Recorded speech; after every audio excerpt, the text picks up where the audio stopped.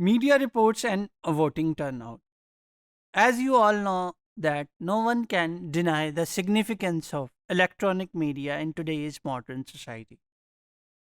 We all believe that electronic media play a significant role in the formation of the political of the public opinion, and also play its role in political processes as well. यानी इस पे तो बात हो सकती है कि किसी भी सोसाइटी में मीडिया का रोल पॉजिटिव है या नेगेटिव है, या उसका रोल कितना सिग्निफिकेंट है या कितना इनसिग्निफिकेंट है किसी भी सोसाइटी में।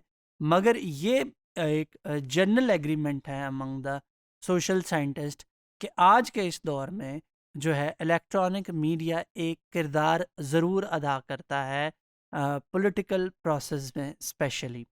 और जब हम पॉलिटिकल प्रोसेसेस की बात करते हैं इन मॉडर्न स्टेट, तो we come to know that voting is the optimum level of citizen engagement in modern day democracy. यानी जो वोटिंग जो होती है, ये किसी भी स्टेट के जो सिटीज़न है उसकी मैक्सिमम लेवल की जो पार्टिसिपेशन है वो गिरदानी जाती है। और या हम कह सकते हैं voting is the maximum level participation from citizen in the process of in the political process. तो वोटिंग किस लिए होती है? Voting, people vote to select a representative to form a government to run the state. Voting किस लिए करवाई जाती है? वोटिंग इसलिए करवाई जाती है कि लोग जो हैं वो अपने पब्लिक रिप्रेजेंटेटिव्स का इंतखाब करें, जो जाकर गवर्नमेंट बनाएं और वो गवर्नमेंट रियासत को जो है वो रन करें। और इस प्रोसेस में जो गवर्नमेंट बनाने से पहले और रिप्रेजेंटेटिव की सिलेक्शन के लिए ये बहुत ज़रूरी है कि लोग आएँ और इलेक्शन डे पे वोट करें। जैसा कि आप जानते हैं कि पाकिस्तान में लास्ट इलेक्शन जो हैं वो 2018 में हुए और उससे पहले 2013 में हुए। और दोनों जो इलेक्शंस थे उसमें जो एलिजिबल वोटर्स थे उन्होंने आके अपना वोट कास्ट किया, और वो जो रिप्रेजेंटेटिव सेलेक्ट हुए फिर उन्होंने अपनी गवर्नमेंट्स बनाई। जब हम वोटिंग की बात करते हैं तो हमारे लिए ये समझना भी ज़रूरी है कि वोटिंग टर्नआउट क्या है। Voting turnout is actually how many people voted on the day of election. यानी कितने एलिजिबल जो वोटर्स थे उन्होंने out of the total population जो है उस पर्टिकुलर डे पे आके इलेक्शन वाले दिन वोट किया। मैं एक मिसाल देता हूँ आपको कि फ़र्ज़ करें एक मुल्क है, उसकी आबादी जो है वो 10 करोड़ है। उस 10 करोड़ की आबादी में से 5 करोड़ एलिजिबल वोटर्स हैं, और इलेक्शन डे में 2.5 करोड़ लोगों ने आके वोट कास्ट किया। तो फिर वोटिंग टर्नआउट क्या हुआ? वोटिंग टर्नआउट 50% हुआ कि कुल जो एलिजिबल वोटर्स थे उनके आधों ने आकर इलेक्शन डे पे वोट कास्ट किया। पिछले चंद दहाइयों से हम देख रहे हैं कि ये एक अजम्पशन है कि electronic media play a critical role in voting turnout. कि भी अब इलेक्ट्रॉनिक मीडिया में का जहाँ पर वो पब्लिक ओपिनियन बनाता है, जहाँ पर वो गवर्नमेंट को इन्फ्लुएंस करता है, वहाँ पर गवर्नमेंट्स बनने के जो अमल है और जो इलेक्शन का प्रोसेस है उसमें भी मीडिया का एक किरदार है। और पर्टिकुलरली मीडिया जो स्टोरीज हैं, मीडिया के जो कवरेज है और मीडिया के जो पोल्स हैं, अब ये माना जाता है ये अफेक्ट करते हैं वोटिंग टर्नआउट को इन अ पर्टिकुलर कंट्री। इसकी एग्जाम्पल हमारे पास मौजूद है कि we can see the Modi's election in India where electronic media heavily supported him and projected him as an suitable and prime minister, and he got the second tenure.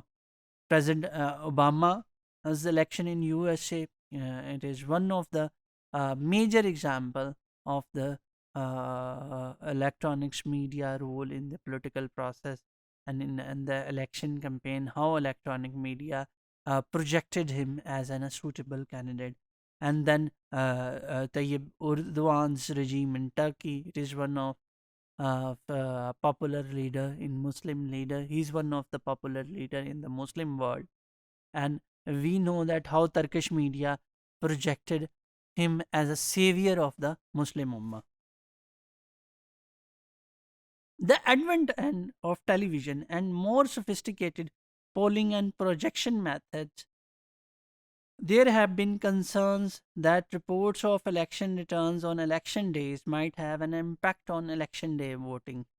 आजकल in the previous 2 और 3 decades एक trend निकल पड़ा है या एक trend चल पड़ा है कि जो इलेक्ट्रॉनिक मीडिया है और जो टीवी चैनल्स हैं वो बिफोर इलेक्शन डे वो अपने प्राइवेट फर्म्स हायर करके या अपने मेथड्स के थ्रू वो इलेक्शन डे के ऊपर वोटिंग के जो हैं प्रोजेक्ट करते हैं कि किन कॉन्स्टिट्यूंसीज में वोटिंग के पैटर्न्स क्या होंगे, कौन पॉपुलर लीडर है और कौन पॉपुलर लीडर नहीं है और किसके जीतने के चांसेस ज़्यादा है। और हर आने वाले दिन हर गुजरते दिन के साथ और हर आने वाले दिन के साथ इलेक्ट्रॉनिक मीडिया का रोल बढ़ता चला जा रहा है ये प्रोजेक्शन में कि भी अच्छा कि भी इन पर्टिकुलर कॉन्स्टिट्यूंसीज में कौन सा जो है रिप्रेजेंटेटिव है वो मोस्ट सूटेबल है या कौन सी पार्टी वहाँ पे ज़्यादा वोट लेगी और किसके ज़्यादा जीतने के चांसेस हैं। By publishing news stories about the electoral strength of parties or candidates, the mass media contribute to shaping the voters' expectations about the likely outcome of an upcoming election. जब आप news stories publish करते हैं एक particular political party के लिए या आपकी news stories support कर रही होती हैं एक पर्टिकुलर पॉलिटिकल कैंडिडेट को जो कि इलेक्शन में हिस्सा ले रहा है, तो फिर चांसेस बढ़ जाते हैं कि आप जो है इलेक्शन प्रोसेस पे एक तरह से इन्फ्लुएंस हो रहे हैं या आप एक तरह से इलेक्शन प्रोसेस पे सम हाउ उसको जो है शेप कर रहे हैं, फॉर्म कर रहे हैं। Consequently media reports create a bandwagon effect. People vote for those candidates or parties who are likely to succeed. It is generally believed that when someone or any political leader uh, get the approval from the mainstream TV channels uh, uh, or mainstream TV channels support him as a savior of the nation, then there is possibility कि लोग फिर उसी को ज़्यादा vote करेंगे क्योंकि वो TV channels फिर उसको इस तरह प्रोजेक्ट करते हैं, इस तरह उसको as a successful leader present किया जाता है, फिर वो लोगों के दिमाग में भी वैसे ही बैठता है और फिर लोग उसको उसी तरह ही अज्यूम करते हैं और फिर उसी के हक में वोट करते हैं। However, Gartner believed that bandwagon effect mainly affect turnout rather than voting. The losing candidate supporters are less likely to vote. गटनर की जो रिसर्च है वो ये कहती है कि जब हम मीडिया के ऊपर बात करते हैं कि वो इलेक्टोरल प्रोसेस को इन्फ्लुएंस करता है, तो वो ये मानता है कि वो किसी पर्टिकुलर पार्टी को इन्फ्लुएंस नहीं कर रहा होता या पर्टिकुलर पार्टी को सपोर्ट नहीं कर रहा होता, बल्कि वो ओवरऑल टर्नआउट को इन्फ्लुएंस करता है, ना कि किसी के जीतने में ज़्यादा मददगार होता है। हाँ, ये ज़रूर हो सकता है कि particular media reports about a particular candidate देख के उसके जो फॉलोअर्स हैं वो उसको वोट ना करें। He said that reporting early returns may disenfranchise voters and lead them to stay away from the polling booths. जैसे कि मैंने अभी बात की कि अगर इस तरह की न्यूज़ स्टोरीज रिपोर्ट हो रही हैं जो कि एक पॉलिटिकल कैंडिडेट के फेवर में नहीं है और उसको सपोर्ट नहीं कर रही, तो देयर इज़ पॉसिबिलिटी कि उसके जो फॉलोअर्स हैं, उसके जो सपोर्टर्स हैं, उसके जो वोटर्स हैं, they may not vote for him in the election day. वो इलेक्शन डे के ऊपर उसको वोट ना करें, उसके लिए बाहर ना निकलें। Few believe that the number of voters who choose not to vote could affect the outcome of an election. कुछ स्कॉलर्स ये समझते हैं कि जब वो पर्टिकुलर वोटर्स वोट करने के लिए नहीं निकलते तो ये ओवरऑल इलेक्शन प्रोसेस को इन्फ्लुएंस कर सकता है in a negative way. Sudman explained that people vote when the perceived benefits of voting outweigh the perceived cost. कि लोग वोट तब करते हैं जब उन्हें पता है कि एक पर्टिकुलर पॉलिटिकल कैंडिडेट को वोट करने से उनको ज़्यादा बेनिफिट्स हासिल होंगे और इसको वोट करने की कॉस्ट कम है। यानी वो एक तरह से असेसमेंट करते हैं, एक एनालिसिस करते हैं जिसमें वो एक पर्टिकुलर कैंडिडेट को सपोर्ट करने की कॉस्ट देखते हैं और दूसरी तरफ उसके बेनिफिट्स देखते हैं।